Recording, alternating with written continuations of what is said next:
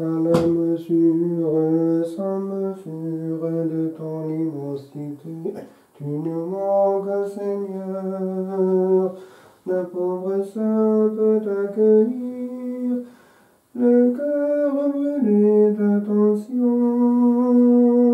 les yeux tournés vers ta lumière. Le désert. C'est dans la solitude que la parole vient au prophète Élie. C'est dans le désert que la parole arrive à Saint Jean-Baptiste. Et c'est dans la solitude du désert que l'âme reçoit facilement ce qui est invisible, ce qui est à peine perceptible. Aujourd'hui, nous avons, au début de la messe, une prière très forte, la collecte, qui demande que l'âme ne soit pas engagée avec ce qui passe au niveau d'être enveloppée de ce qui se passe ici. Le désert nous prépare à la rencontre. Le bruit nous en sépare. Le bruit sépare l'âme de elle-même. Le bruit enveloppe l'âme de nuages, de confusion, d'absence de réalité. Le bruit, aujourd'hui, est le grand ennemi de l'âme, car le bruit n'est pas le bruit d'autrefois, une question de décibels, de sons sonores ou moins sonores en tous les coins, mais le bruit psychologique, le bruit qui, même dans le désert de notre solitude physique, nous envahit, nous enveloppe et nous habite. L'âme est imprégnée de rumeurs, de messages. Tout ce qui tourne dans la tête, car le monde est tout un petit village lié, et nous ne sommes plus libres. L'appel à une vie dans le désert est une reconnaissance de la fragilité humaine. Le Seigneur, ayant la vision béatifique, à cause de l'union hypostatique, n'avait pas en soi besoin de cette séparation. Mais il a choisi de nous en donner l'exemple, la nuit, le matin très tôt, les 40 jours, etc. Et nous, c'est par l'Esprit Saint que les moines ont compris au début le grand avantage du désert.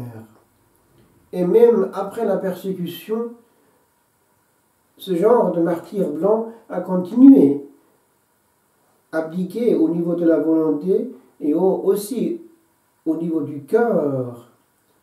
La souffrance acceptée, l'absolu de la volonté sacrifiée au Père spirituel qui agissait et parlait au nom de Dieu, le martyr invisible. mais avec tout ce que cela comporte de virginité, d'âme et donc de simplicité. L'abondance se trouve dans ce qui contente l'âme et non pas ce que le corps peut avoir. L'âme autosuffisante, l'âme simple est facilement contentée. Le corps a toujours des démangeaisons. La simplicité du désert permet à l'âme de se dégager, de voler, d'anticiper. La vie du moine est la vie anticipée, la vie angélique anticipée. Une seule chose à faire jusqu'à l'éternité. Le jour du Christ Jésus, dont parle aujourd'hui l'épître aux Philippiens. Louer et aimer, louer et aimer, louer et aimer jusqu'à la rencontre. Mais pour que ce soit pur, il faut aussi que ce soit total. Et cela est le grand problème, car le bruit et ce nuage de négativité de l'extérieur, par un procédé de osmose, entre aussi d'abord au cloître et puis dans le cloître même de l'âme. Nous sommes contaminés. Unum necessarium, une seule chose est nécessaire. On se demande pourquoi le Seigneur aujourd'hui invite tant d'âmes à chercher la voie solitaire, érémitique, et non pas cénobitique. Je me souviens avoir entendu ceci à la Trappe. C'était mon confesseur, un saint moine trappiste, la prière de la Trappe. Et en parlant de l'appel possible maintenant à l'intérieur de la Trappe à la vie érémitique, il se demandait si cette tendance plutôt récente était le fruit d'une absence parfois de désert à l'intérieur de la vie cénobitique, car la vie monastique est un désert partagé. La vie de la Trappe, la vie bénédictine pure, comme la vie des Chartreux bien vécue, permet à l'âme d'être dégagée et d'anticiper, d'être déjà en mode angélique, libre pour aimer, et non pas engagé avec le matériel ou l'humain. Le problème avec la vie cartésienne est que il y a chaque semaine l'obligation d'échange pour équilibrer la vie solitaire pure. Mais comme nous expliquait le Père Maître à la Trappe, le silence est en quelque sorte la solitude du moine, car le moine habite le silence comme il habite Dieu, et Dieu est silencieux et il n'est pas compliqué. Les paroles compliquent, les paroles endurcissent même le cœur. Trop de bruit rend l'âme indocile, indocibilis. Elles ne sont plus. Elle est difficilement travaillée par la grâce. Il y a une barrière. Le bruit, l'endurcissement fait de émissions et de complications. La parole qui entre trop fait que la parole aussi sort trop. Un échange qui ne permet à l'âme d'entrer en soi-même. Le désert est le lieu d'absence dans lequel, finalement, nous trouvons la présence simple et dense, simple et unique, qui demande une attention totale.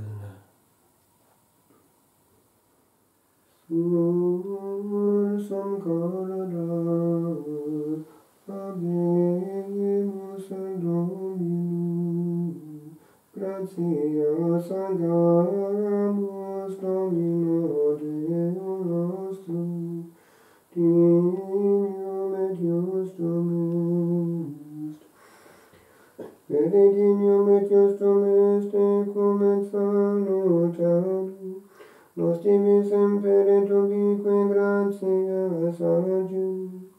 Domine sancte Pater, omnipotens aeterne Deus, per Christum Dominum nostrum, qui primo adventum in humilitate carnis assumptum, dispositiones antiquae munus implement, nobisque salutis perpetuae salmitem reservabit, ut cum secundo benefit in sua gloria majestatis, manifesto demum munere capiamus, quod vigilantes nunc audemus expectare promissus, et ideo cum angelis et archangelis, cum tronis et dominationibus, cumque omnium militia celestis exercitus, in gloriae Tuae canis, sine fine dicentis. Sanctus, Sanctus, Sanctus, Dominus Deus, Sabaoth, plenis celi et terra, gloria Tua. Hosanna in excelsis, benedictus qui venit in nomine Domini, Hosanna in excelsis.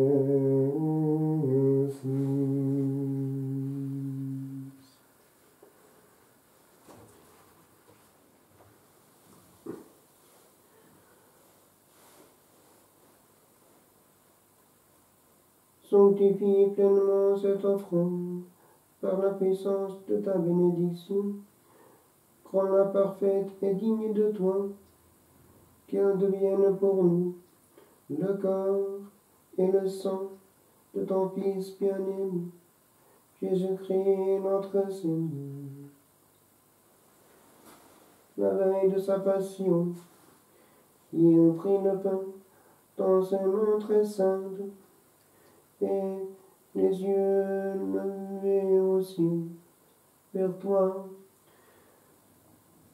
Dieu, son Père Tout-Puissant, en te rendant grâce, il le bénit, le rompit et le donna à ses disciples en disant: Prenez et mangez-en tous. Ceci est mon corps, livré pour vous.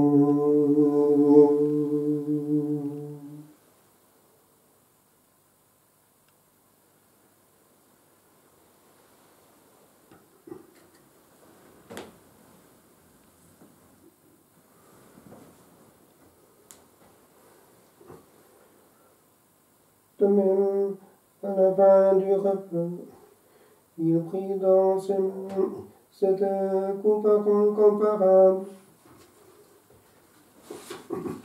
en te rendant grâce à nouveau, il la bénit et la donna à ses disciples en disant: Prenez et buvez-en tous, car ceci et la coupe de mon sang, le sang de l'alliance nouvelle et éternelle, qui sera versé pour vous et pour la multitude en rémission des péchés. Vous ferez cela en mémoire de moi.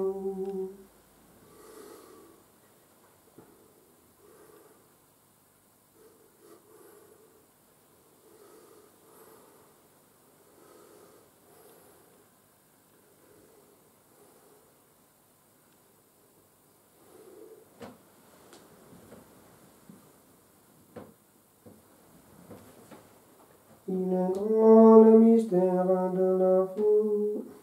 Nous proclamons ta mort, Seigneur Jésus. Nous célébrons ta résurrection. Nous attendons ta venue dans la gloire.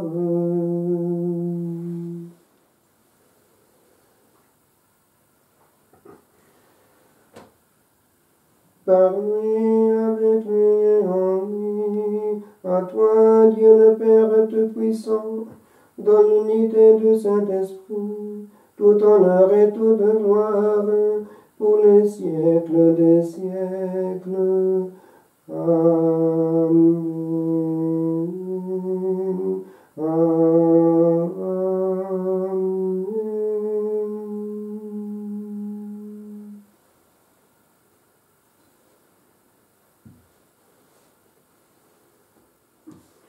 Agnus Dei, qui tollis peccata mundi, miserere nobis. Agnus Dei, qui tollis peccata mundi, miserere nobis. Agnus Dei, qui tollis peccata mundi, dona nobis pacem.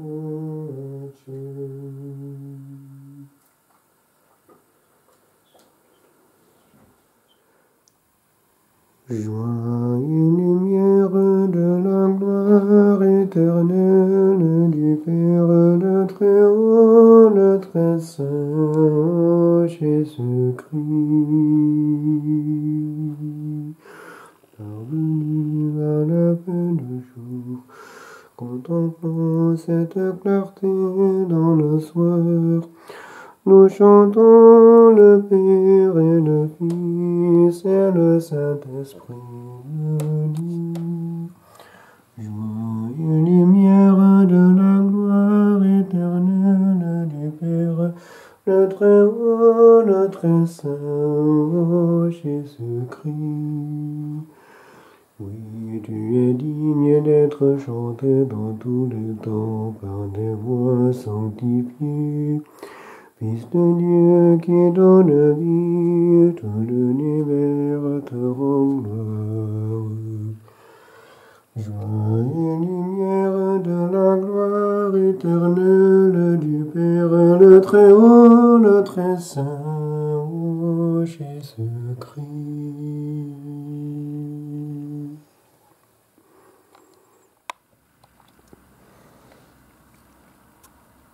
Je reste, décision prise après un mois, sans sentiment. Ô doigt de Dieu qui tourne l'univers et meut le cœur de l'homme, je te sens en cette nuit, enfin, où persévère le grand Amen se dit, car maintenant je sais à qui je viens.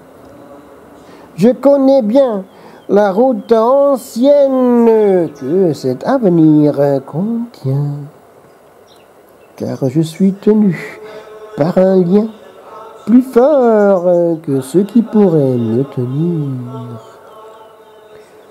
Ô joie d'amour, de dernier abandon, de folie qui crie tout. Je veux te voir enfin, grand Dieu, là où l'ultime don me place dans la paix d'un nouveau soir. Fais tout de lendemain où tu seras le seul qui dorénavant comptera.